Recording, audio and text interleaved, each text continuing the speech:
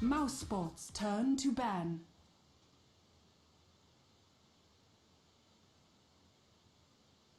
Greetings and salutations to the fans. Welcome into our third and final best of three of the day. Mouz Sports taking on Dignitas. Cannot wait to get this match underway. Both teams up against it, though, as they are in the lower bracket and facing elimination. Mouzenders play today a team of extremes. When they win, they look as good as anyone. But when they lose, well, they tend to lose ugly. Unfortunately, the latter was the case in their round two matchup against Alliance, where they took two ugly losses and were bounced down to the lower bracket. Don't let that performance fool you, though. Mouz is legit and is one of the more consistently underrated teams going. Their record throughout April has been steady, if unspectacular, with 7 wins and 6 losses. But when you look at those wins, it becomes obvious that Mouz is a team that can win on any given day. So far this month, they've been able to take down Alliance, Na'Vi, VP, just to name a few. The ability for Mouz to win a given series has never really been the problem, though. It's finding the formula for day in, day out consistency that's plagued them so far. They're up against elimination today and up against one of the most highly feared teams in the Western Dota in Dignitas. They'll be looking to fall back on Black's immense talent at carry and Fada's emerging playmaking ability out of mid to get a win and extend their run here in G-1. Dignitas, on the other hand, rolls into play the same, basically in the same state that they always do. A team on a roll and with a kill list as long as their arm in recent matches. Completely the opposite of Mouz. Dignitas can be summed up with one word: consistency. Even their roster shifts tend to feature the same group of players just rotating in and out. Their record throughout April was an impressive 9-4, but unfortunately they stumbled in the second round of G1 against Na'Vi and now find themselves facing elimination in the lower bracket. They'll be the favorites in today's match, just as they're the favorites in almost every match they enter, with playmakers at every position. Not the least of which being Sneaking in his return to dominance in mid. They'll be looking to bring their characteristic aggressive style to bear early to knock Black out of his comfort zone. So the picks and the bans, by the way, are just burning through, and this is characteristic of both teams. If there are any two teams in Western Dota that do love to draft fast, it's Mouz and Dignitas. So I'll get into that in just a moment. Just want to remind everyone, by the way, that I am going to have a co-broadcaster. He'll be coming on probably in about 5 or 10 minutes. I had one more thing he had to handle, but he will be joining me as we get further into this match and for the rest of the best of three so far as I know. So looking forward to having Fly of Fnatic fame on very, very soon. For now, though, let's look at where we stand with the picks and the bans. Bad Rider and Wisp banned out by Mouz. No Keeper and Nyx, courtesy of Dignitas. Dignitas grabbing a Rubik, Darkseer, and Luna. Now, seeing the Rubik and Luna picked up this early, you have to be watching out for some kind of an offensive tri-lane. Not to say it's guaranteed, but those heroes really work well, especially if they're able to land another high-tier support. Shadow Demon still available. We'll see if Mouz is going to let that slide, and Shadow Demon would work extremely well against the Lifestealer pick of Mouz Sports just because of how well he counters the hero, both with Demonic Purge and the ability to disrupt any hero that happens to have open wounds used on him or her. Now, Mouz's draft is actually really strong now that I mean, you're talking three of the most popular heroes in the entire metagame right now, in the Lifestealer, the Lone Druid, and the Magnus. Love seeing a Lifestealer and a Lone Druid get on the same team. Both heroes are excellent in the mid and late game phase. Both can do really well in the laning phase so long as they have the right supporting cast and they're put into situations where their skill sets can thrive. But for the most part, they do need a little bit of pressure taken off of them with a secondary carry. It's really, really, really all in to ever draft the team composition where Lone Druid's your primary physical damage dealer and Lifestealer's your primary physical damage dealer. They need to be able to share that load, and getting them both in the same draft is actually really rare and a great pickup for Mouz Sports, especially when you consider the power of Magnus with Lone Druid in particular and what Empower can do for him and for the Bear. Lifestealer, not so much, just because Rage does now remove Empower. But the laning phase is where everything's going to begin and end here, especially for Mouz Sports. When you see a Lifestealer and a Lone Druid, you're almost always going to see an offensive tri-lane. Lone Druid just needs a solo lane for the most part. You want to isolate him in a one-on-one situation where he can feel comfortable, get his farm, and more importantly, get his levels. Get to a quick 6. Get the Bears' levels up as quickly as you can. The most efficient way to do that is to offensively tri-lane, leave the Druid against the solo long lane, and Druid's going to dominate most matchups like that. With the Darkseer on the side of Dignitas, though, might be a little bit of a struggle. Darkseer does well against Lone Druid, able to cut the creeps, put some pressure on him to either soak damage or to let his tower take damage as creep after creep wave is cut by Ion Shell on Darkseer. So some options open to both teams. And, you know, seeing that, it's all going to depend on what the support picks look like coming out on both sides. We are going to see a T8 pick up on Dignitas, and that's not surprising one little bit, just because, you know, Sneaking very much does love his T8 picks. And sneaking, an excellent TA player, and really TA is just the perfect hero for his style. Let's be honest with ourselves here. Sneaking loves to play ultra aggressive Dota. He loves to rush out phase blink, loves to get in your face and start to blow you up. And Dignitas, a team characterized by momentum. That really is their watchword. They like to get ahead early and just roll that to a 30-40 minute win. Not a team who, it's not that they can't do it, but if you ask the players or you watch the way they play, they tend to put a lot more focus and priority on that 15 to 25 minute window when the laning phase is beginning to break down and you're beginning to see heroes like TA reach their peak. Picking up the chin jives right along with that. They have a team that can go late, but without a doubt, the late game advantage with that final chin pick going to be in Mouz's favor with the carry potential of a Druid and a Lifestealer. Now, Mouz did grab themselves a Bane, which again, I think is going to work beautifully with any kind of an offensive tri-lane. A Lina pick I think would be really, really good. A Lion pick could also work. Any kind of support that's going to have a follow-up stun to Nightmare to lead things off. Lifestealer can then, of course, follow up with open wounds, and it just becomes so difficult to deal with that. The tri-lane potential of Dignitas is going to be a little reduced because Chen will be in the jungle. So Rubik and Luna probably going to be left to their own devices. Unless they're just anticipating Mouz running the offlane Druid. I would actually be stunned if Mouz decided not to offensively tri-lane given the lineup they have. They need to put pressure on Luna. They need to try and knock Dignitas out of their rhythm. And the times that you see Dignitas lose, it's usually because that happens. Yep, there's that Lina pick. No surprise to see that at all. And I think that's going to work just fine for them. Bane being able to Nightmare, then Lina follow up with the Light Strike Array and the open wounds after, and then Bane, of course, with the long-range mass pure damage burst that is Brain Sap once he's in good position. So, relatively quick draft once again. Really excited for this match. I love to see Dignitas play and have gotten a chance to cast them a lot through all of their various iterations of late. Of course, they came in second in the D2L playoffs, coming up just short against Team Liquid, who battled back from the lower bracket to take the win in a full 5-game set. But for now, yep, Dignitas going to be looking to trial. Yeah, this is pretty predictable. And yeah, the bear up top. So yeah, the lane's exactly what I said they would be, or what I anticipated they would be. An offensive tri lane almost certainly going to be coming out of Mouz. And really, that bottom lane is going to be the big, like, because to be perfectly frank with you, Mouz should have every chance in the world to apply an immense amount of pressure to this bottom lane for at least a few levels. With Chen in the jungle, especially if they decide to get some wards down. We'll see how they ward this out. If they can ward, and it doesn't look like they're going to be doing any kind of major invasion to get into the jungle, which is going to give Chen a little bit more room to breathe than he might have otherwise. But it's going to be on Mouz to execute, because the team fight potential of Dignitas is going to peak right around 20 minutes. And if they, I mean, when you're talking about TA versus a mag, no matter how good the mag plays, TA wins that matchup. She just does. So they have to make sure that they get something done elsewhere, because TA is going to be a force to be reckoned with unless you give a lot of attention to trying to gank her out. Now, this is a little surprising. Pos is actually near top right now. Quelling Blade dropped. And, yeah, I want to see how long Pos spins up here. With Black farming the Druid, Black should have absolutely no problem whatsoever being able to handle this lane against a solo Darkseer. Universe going to be handling our Grape Crusader. And yeah, we can see Way 2 in the jungle. But we're going to go ahead and run through our lineups. I'm really stunned by this, actually. I mean, it's not awful, don't get me wrong. But Qualifier is going to hurt a lot. Like, Lifestealer is one of those heroes that can jungle efficiently. It's not very hard to jungle him. He starts out slow but makes up ground quickly. But with the lineup that Dignitas has, you know, I can't help but shake the feeling that they need to be trying to get something else more accomplished other than just play stable. And they can fall back on the late game carry potential they have in the Lifestealer and in the Lone Druid, so that's not going to be a problem. But this hero right here is going to be the big, big liability. Sneaking, with the way he plays in general and how effective he is as a mid and as a TA player, that's bad enough. But knowing that now the Luna's going to have free farm, she's going to have her level, she's going to be able to hit 6 quick, have Eclipse ready to fight if she wants to TP, if she wants to gank.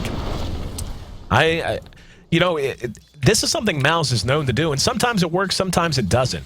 Sometimes they're able to just fall back on the fact that Black is by far one of the best carries in Western Dota. He will get his CS, he will be in the right place at the right time, and he tends to do a phenomenal job of not allowing himself to be picked off.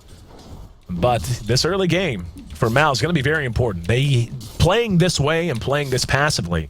When sneaking begins to move, when Universe begins to move, when we start to see the ganks come out, they are not going to have a lot of room for error. Their supports cannot afford to fall behind. So how about we run through our lineup? So who's handling who? Way Too Sexy going to be playing on our Chen. Rubik going to be handled by Fog. Darkseer played by Universe. Luna will be played by Owie 2000. And TA, as mentioned, handled by Sneaking in Mid. Black going to be farming up the Lone Druid on the other side of the river. We're going to have Qualifier jungling our Darkseer. Magnus going to be taken mid by Fata. Such a great player. And I talked about this the last time I broadcasted Mouz. I feel like Fata is possibly a candidate for one of my... If I were to be asked, who do you think the most improved player so far in 2013 is? Fata would be on that list. I think the guy has just improved so much. He's become a much better playmaker out of the mid position. And he really... is adding a lot to the Mouz lineup since, of course, their initial shakeup when Sing Sing departed. Back to the lineups. Alex going to be handling our Lena and Bane, played by Paz. So, not a whole lot we're going to be able to talk about, as it doesn't look like we're going to have a whole lot going on, at least for the moment. We can look at the last hits, 19 and 19 apiece for Druid and Luna, so they're right on par. TA sitting at 10. That's actually a little surprising, actually, that Sneaking only has 10, and Mag is able to hang with him right now. But TA is one of those heroes that tends to be, it's not super hard to deal with her early, but the closer she gets to 6, and once she hits 6, it becomes a pain in the butt. It just becomes unbelievably difficult, and she will run you out of lane. For now, he's hanging in. He's got an invis room bottled up. No bottle in the inventory of Sneaking as of yet. And don't think, is he bottle crowing? Yeah, it looks like it's on the way back now. But Fata, under cover of an invis, might try to make something happen here. Yep, is just going to go ahead and fall back. He's got help, and Alex and Paz hanging out just to the north of the river crossing. They've got a good ward down as well. And so far, Sneaking just moving into the jungle. We're going to see Black continue to farm and Luna continue to farm. They're right on each other's heels. 29 for Owie, 27 for Black. And now Alex making his way over. Looks like they maybe want to try to take a tower. Yeah, we can already see Fata now beginning to have a much more difficult time dealing with the damage bleed from Psyblades. And, yeah, here we go. Bane and Lena going to reveal themselves. Lena will be looking to cut the creeps here. Drag them out. So, very quick tower going to be going the way of Black. And I like the way that they're doing this. I really do. If you're going to play this style, this passively, when you have a pick like a Lifestealer and you drafted a lineup that really does thrive on aggression for the most part, you need to be getting something accomplished. And just being able to get that tower down to guarantee that even if Chen does come out to push soon and does take down another tower, it's still a break-even situation for you. Just a good choice. And Mouz off to a decent start so far. We can see that the tier 1 bottom is actually now going to be defended by Qualifier, who's made his way out of the jungle. DD rune popped by the Mag. And Sneaking, happy to just tank through that. Very, very quiet game. 5 minutes in. Very little action to have reported or to report at this time. Probably one thing we can talk about is how Owie's going to decide to build this. The most typical way to build a Luna is, of course, the Jackie Chan build. Jackie Chan build, pretty simple. He can skip Tranquils. He's not going to need those and he's picked up his Shreds. Then you just go something like Drums, BKB, or you can even go Drums, Yasha, BKB if you really want. But something Owie's been known to do, and especially when he's running a lineup with a hero like a Chen on it that wants to get a lot of work done in the mid game, is just to get up a Shadow Blade. It is not the most stable pick up on a Luna. It does have its weaknesses, not quite as good as on a Gyro. But Owie is not afraid to pull the trigger on stuff like that. And now we can see Alex and Qualifier trying to keep this tower up. Not going to work with Chen pushing through. And they might try to push through to tier 2 just to try and force a reaction out of Mouz. Really good rune control out of Fata, by the way. And Sneaking, to his credit, hasn't exactly been contesting them that much. But, getting the runes, very important for a Mag in mid, especially in a tough matchup like a TA. But Dignitas now smoked up. A little bit of musical chairs there with the creeps, trying to get everything in the right order. Universe continuing to just try to find his farm in the jungle. And doing okay. I mean, he's not in the best of shape, but he is almost level 6. He's got a bottle of his own, actually. And now it looks like he wants to hook up with the rest of his team and possibly look to get a gank on the Mag. Mag is level 6, almost level 7, has a haste rune bottled, and has reverse polarity, so he's got a lot of ways to get out of trouble. And it looks like he sniffed something being wrong. We'll see how deep into the jungle he wants to go now. Just heard the surge go off, and they shouldn't be spotted as of right now. We can see he's playing very, very cautious. Darkseer is going to go ahead and rotate over to try to make sure the black doesn't push through to tier 2. Now, this is dangerous for a team. Not to say Dignitas is doing wrong here, but when you have a Chen and he's not jungling, you don't want him standing around doing nothing. Yeah, he's going to go right back into the jungle. You want him to always be, you know, early game is so important for Chen. The speed you can get up your mech, the speed you can get up other items the team might need. Your speed to 6, to say nothing of the mech. And now RP going to be spent on sneaking. He's got help. Qualifier and Alex both there. There's the open wounds. Light Striker Ray connects as well. And now sneaking. Going to be helped out as Chen arrives. Going to go ahead and send sneaking home. Mag going to be telekinesis brought back. Can they follow it up? No! Light Striker Ray keeps the 2 creeps locked up. In fact, they get the kill on the Centaur. So finally, a little bit of action breaking out here in this middle lane. But still no first blood on the board. 8 minutes in and no first blood. What is this? March 2012? Taking a look at Black and his farm and where he stands. Doing good. He's going to be going with the armlet first on the bear after phase. No surprise there. Really, really happy to see that have become the new build. I hated Radiance on Lone Druid. I seriously bitched about that item. Like, rushing a Radiance on Lone Druid just always seemed like such a waste, and now almost no one does it. I was ahead of the curve on that one, and damn it, I'm going to take credit because everyone said I was stupid. But Armlet Maelstrom is just such a more stable way to build the Druid. Up, hang on. Little dive taking place. There's a telekinesis. Mag might be in trouble. He's going to go ahead and skewer, get sneaking, pulled all the way back. Here comes Qualifier. Light Striker Ray on the mark. Good shot by Alex. And now Qualifier is going to be vacuumed back. Both of them very low health, but able to stay alive. And Dignitas continuing to play very aggressive. And we'll see how they want to try to handle this. This is a little chancy for them to just hang out at night around this tier 1, but they feel good. I mean, Black's not going to be coming to fights anytime soon. He shouldn't need to. But if that's the approach they're going to take, they got to know they're going to lose towers, and this is exactly what Dignitas needs to do. And they may try to force a reaction out of Black. Black's not going to outpush a whole team with the chin on it. Now Poss going to be caught with the side trap. Sneaking doesn't have Blink Dagger, but with telekinesis, who needs it? Poss blown up immediately. And first blood finally put on the board. 9.5 minutes it took us. But sneaking manages to get it. That puts him 700 gold away from his Blink Dagger as well. Not the hero or the player you want to be giving that advantage to early on. As we approach 10 minutes now, let's take a look at our gold graph. 3,000 in favor of Dignitas. 2,000 their advantage in terms of experience. And this is okay. I mean, if you're Mouz, you know when you drafted the Druid and you made the decision to just not bother with coming to fight for a while, this was going to have the potential to happen. So this, you know, what's happening now is, of course, important. But what's much more important is going to be how they handle things between 15 and 25 minutes. That's really what Sneaking's punching power is going to be there. He actually opted to go drums, which is something Sneaking loves to do. I've seen him do it a bunch. Holding off on the Blink Dagger. And he's, you know, when you look at the team he has with him, there's no reason not to. He's going to have telekinesis from Rubik to help him out. He's going to have Surge from the Darkseer to help him out. And Luna, much like the Druid, has not come to farm. He did decide to go ahead and get up his drums after treads. So we'll see what the next item choice is going to be. If he's going to just flat out get a BKB. Or even a Yasha, if he wants to. And that's really probably the more safe hybrid build you can deal with. You know, instead of getting all cute, be like, well, I'm going to go Yasha, then BKB, and you know, instead of doing that, just say, you know what, I'll build a Manta. You know, I'm not gonna take the chance on a Shadow Blade that might not pay for itself, that might not be worth it in the long run. I'm not gonna spend that kind of gold. I'm just gonna go ahead, tank myself up, get some extra damage, get some survivability with a flat-out Manta style, then I'll get a BKB. And that's something we might see how we do. We'll keep an eye on his inventory.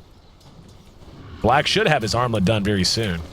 And yeah, he's got the gold for it now. It's probably... Nope, not on the way to him. Yep, here it comes, I bet. Yep, there you go. So now with that armlet up, they're going to be able to commit to pushing themselves if they want, or at the very least, look to react with the Druid. There's a gank squad moving to that top lane now from Dignitas. Fogged Dire's middle and tower company is moving under that attack. way. Howie continues to remain unmolested here in bottom. And Black gets his armlet. Dat Bear with the glowing feet. What were those shoes? The ones that used to have the lights in them? LA Lights? Yeah, that's what it is. That's what I'm going to start calling armlet on Bear. Check it out, dude. He is so rocking the LA Lights. So rocking the LA Lights. So Black and his Bear with his new kicks from 1992. Now there's a skewer and an RP spin. Gonna catch two. But the stomp there from the Centaur Khan gets the kill. Way too now on the back end. May end up being engaged upon. He ate the open wounds. Oh, wow. Meld doing so much damage to Qualifier. He's going to try to rage away from this. Good nightmare from Bane. Locks way too, sneaking down. Now, here comes Poss again. Poss brain sapping his way up. What a good shot by Alex. Alex has been money in the bank with those light striker rays. Unfortunately, just too much damage and too much pursuit potential out of Dignitas as they're able to chase him back to the tier 3. And this is sneaking Dota. This is how he loves to play, and Dignitas is more than happy to build a team and execute a lineup that lets him play that way. Mag now has the Lifestealer inside of him. He's miles away from a Blink Dagger, though. And sneaking, maybe looking at another target. Universe is there. There's the side trap to slow him down. Drum's going to be popped. Black taking a lot of damage. Vacuum back. That's a kill they could not give up. That's one of the big weaknesses and liabilities of a lineup like this. You run a lineup that is almost 100% contingent on free farm for a carry because he doesn't come to fights. You can't just be losing him. You can't have him die. You know, it sucks to lose a lone druid or a main. And by the way, no trees. No trees. No trees. But looks so different, doesn't it? Doesn't that look so much more wide open right now? Like, it just looks like a totally different part of the map. But yeah, I mean, whenever you want to run a lone druid like that, and really it's about the only effective way to run a lone druid. I mean, you can start to fight with him and push with him instead of just saying, okay, you're going to free farm till 20 at least. But you can't have him getting picked off in mid. You know, that always sucks, but when you have a lineup like this that's predicated on that, where he was given tri-lane farm and no pressure was put on the enemy carry, it is absolutely much worse to lose him then. Looks like Mouz going to be sneaky and move into the Roche pit. The Bear with his LA Lights leading the way. Top tower is under attack. And we'll see if they're going to get away with this. I'd be surprised if they do, actually. And sneaking's actually just going to skip Blink entirely. And I actually really like this. Again, with the help he's going to have from Darkseer Surge, the help he's going to have from Rubik, that's 2,100 gold he can put towards items that help in other ways. That's basically a Yasha he gets for free by skipping that Blink Dagger. And yeah, they did back out of the Roche pit. That's the right call to make. With Dignitas rattling their saber there right at the river crossing. Not the safest thing to do. We're going to see another smoke up. And Dignitas is playing some very aggressive Dota. But, you know, since sneaking came back, they've just played this way. And if there's any weakness to it, it's that Dignitas has shown a propensity to get themselves in a hole by playing aggressive and not executing. This game, though, they're executing quite well to the tune of 5-1. And here we go. Bane's going to be there. Black's going to be the target. Telekinesis on Poss. Poss is in trouble. Dropped right back down and blown up immediately. The Bear looking to get away, and now Mag's there. They think better of it. Lena just to the north. And Dignitas, Fogged actually managed to get Shockwave. And the Bear pursuing them back out now. Let's see how they want to play this out. Side trap going to catch everyone. Let's see if they... Oh, good net. Going to catch Fado. Is forced to use the skewer. Now Black's left alone. Telekinesis, Shockwave, Meld, and everything else. Every ability in the book used to bring him down and bring him down quickly. Alex going to drop as well. It's a double kill for sneaking. RP, caught Fogged, and no one else. Eek. Did he just get that? Did he just get RP? He did. Not only did he spend RP to get one hero, and not only did he manage to get Fogged, but he didn't manage to cast another spell, and Fogged got RP out of that. And Dignitas hitting hard and hitting fast. And right now, Mouz is looking to be in trouble. They're almost 10,000. Yeah, they're 7,500 gold behind, almost 10,000 experience behind. And we're not even to 20. The way they're executing this lineup is just so smart. They have every core item they need. Luna manages to take down a tower by her lonesome. She's got herself a Yasha now. And most likely on our way to just a pure Manta build. And now Telekine's going to catch Bane again. Didn't bring him back far enough. Pos does need to lose him Beam for his trouble, though. Lifestealer is broke as a joke. 16 minutes, he's got Drums phase. And again, this is what bothered me as soon as I saw how they were going to lane this.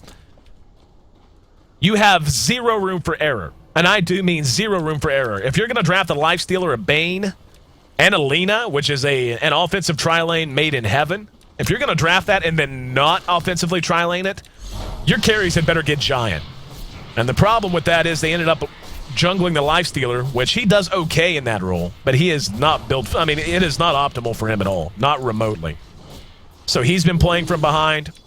Black got his farm, but at this point, he's not fat enough to hold the line. And this is Dignitas having a good sense of game time as well. Of knowing that now, not just because they're in good shape and because they're in the lead, but because of the inherent weaknesses in the enemy team's lineup and in their heroes. They know that they can play so much more risky and open that gulf up even more. Owie, yeah, basically has a Manta done before 20, after Drums, after Treads, and we'll be able to make it away safely. There's going to come a point real soon when Dignitas is going to feel good to just 5-man Dota. It may be now. 9-1. Mouz on the bad end of the beaten stick, and now Sneaky finds Pos again. Poor Pos, man. He is deadzo. That haste rune just at the right time. Oh, RP used by Rubik. He still had it from stealing it in bottom lane, and that's 4 gone in the blink of an eye. In the flash of a Rubik staff. Mouz loses 4, soon to be 5, make it a tower as well. And they may honestly call GG. Yeah, there it is. What are you gonna do? What are you gonna do? Oh, Mouz. I loved Mouz's draft. I really did. It was very robust. It was robust, Dota. But the way they laned it left them so little room for any kind of error.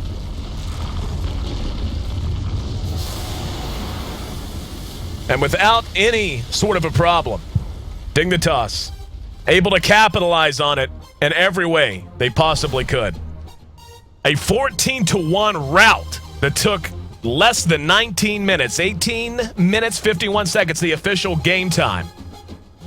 Put it in the books. This one happened so quick, didn't even get my co-caster on. Don't worry, though. Fly will be joining me for game 2. Mouz gonna have to turn that bagel into a breadstick in a hurry. Dignitas, though, 1 game away from sealing the sweep and advancing through the lower bracket here at the G-1 Champions League Western Qualifier. Stick with us, guys. We'll be right back.